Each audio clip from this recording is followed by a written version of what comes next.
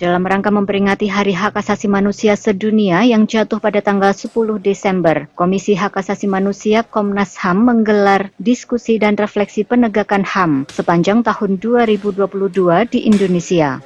Sejumlah isu dan penyelesaian dari berbagai aspek dipaparkan, mulai dari perbaikan penegakan HAM, tantangan, pengkajian, upaya yang telah maupun akan dilakukan oleh Komnas HAM. Dalam konferensi pers yang digelar di Jakarta 10 Desember, Ketua Komnas HAM, Admike Novasigiro, menyebut berbagai kebijakan yang menyangkut dengan korban pelanggaran hak asasi manusia di berbagai kementerian, lembaga, dalam kepemerintahan harus terus ditegakkan.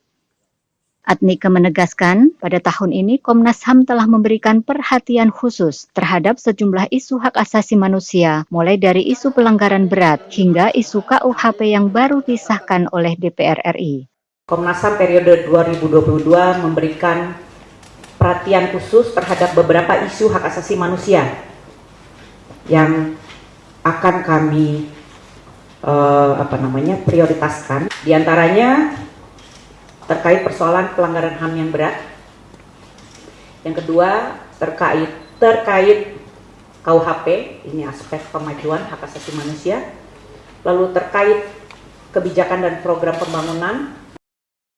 Sementara itu, merespons soal KUHP, Komnas HAM meminta pemerintah untuk tidak mengurangi kewenangan Komnas HAM dalam melakukan pemantauan, mediasi, hingga penyelidikan dalam pelanggaran HAM berat.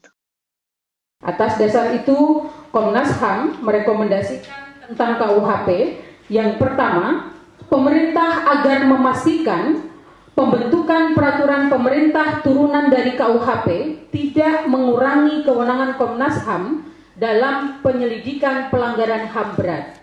Dua, pemerintah agar memastikan bahwa peraturan pemerintah turunan KUHP memberikan petunjuk yang pasti untuk mencegah tafsir bermasalah.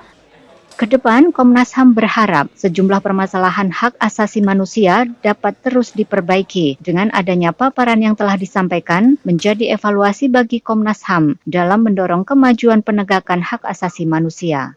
Dari Jakarta, Asfar Muhammad, Kantor Berita Antara, mewartakan.